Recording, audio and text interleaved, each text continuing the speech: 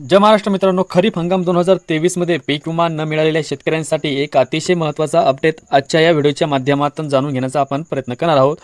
मित्रांनो, खरीप हंगाम 2023 मध्ये राज्यामध्ये मोठ्या प्रमाणात नैसर्गिक आपत्तीचा सामना शेतकऱ्यांना करावा लागला होता आणि विविध जिल्ह्यांमध्ये येलो मोझॅक, अतिवृष्टी, नुकसान, गारपीट किंवा पावसाचा खंड याच्यामुळे शेतपिकाचं नुकसान झालेलं होतं. शेतकऱ्याच्या माध्यमातून लाखो दावे करण्यात आले होते. काही शेतकऱ्यांचे पंचनामे करण्यात आले होते, तर सर्वेसुद्धा काही शेतकऱ्यांचे करण्यात आले होते. परंतु काही ठिकाणी सर्वे न करता सरसकट जे दावे होते ते नामंजूर करण्यात आले होते आणि याच संबंधात शेतकऱ्यांचे खूप तक्रारी येत होत्या. जसं हिंगोली, नांदेड, परभणी, यवतमाळ या जिल्ह्यांमध्ये याचं प्रमाण सर्वाधिक जास्त होतं.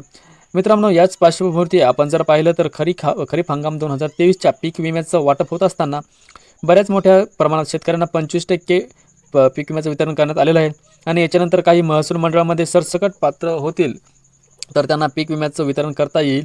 परंतु बऱ्याच काही शेतकऱ्यांनी क्लेम केले होते. अशा शेतकऱ्यांचे क्लेम अद्याप कॅल्क्युलेशन झाले नाही. कॅल्क्युलेशन झालेले असतील तर ते झिरो दाखवत आहेत आणि अशा शेतकऱ्यांना अद्याप देखील पीक विमा मिळाला नाही.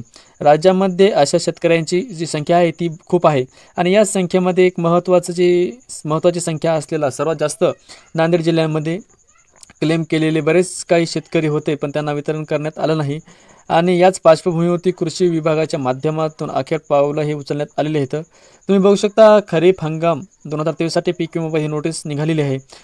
पूर्वसूचना दिलेली होती आपल्या नुकसानीची, परंतु त्या शेतकऱ्यांना अद्याप पीक विमा मिळाला नाही. तर अशा शेतकऱ्यांना आता तात्काळ तालुकास्तरीय निवारण समितीकडे आपली तक्रार दाखल करावी, अशा प्रकारे आव्हान कृषी विभागाच्या माध्यमातून प्रेस नोट काढून देण्यात आलेली आहे. 3 सप्टेंबर 2024 पूर्वी आपली तक्रार ही निर्वाण समितीकडे दाखल करावी, अशा प्रकारे आव्हान प्रेस नोटच्या माध्यमातून करण्यात आलेलं आहे. आणि याच्यासोबत एक तक्रार करण्यासाठीचा जो अर्ज नमुना दिलेला आहे, ज्याच्या तुम्ही नमुना हा बघू शकता, आपल्या स्क्रीनवर दिसत आहे. लाभार्थी शेतकऱ्यांना आपली जी वैयक्तिक माहिती आहे ती संपूर्ण याच्यामध्ये भरायची आहे आणि हा अर्ज आपला तालुकास्तरीय जे काही तक्रार निवारण समिती आहे त्याच्याकडे, म्हणजेच आपल्या कृषी सहाय्यकाकडे हा भरून द्यायचा आहे. कृषी सेवक, कृषी सहाय्यक असतील त्यांच्याकडे हे अर्ज कलेक्ट आपण जमा करू शकतो किंवा गावात एका जागेवर जमा करून अर्ज हे आपल्या कृषी सहाय्यकाकडे द्यायचे आहेत.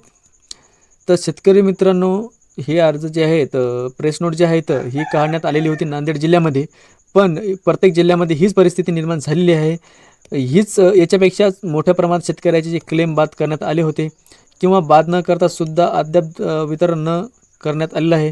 अशाच प्रकारे आपल्या जिल्ह्यामध्ये सुद्धा अशी परिस्थिती असेल तर आपली सुद्धा तक्रार आपल्या तालुकास्तरीय विभागाकडे आपली तक्रार नोंदवावी.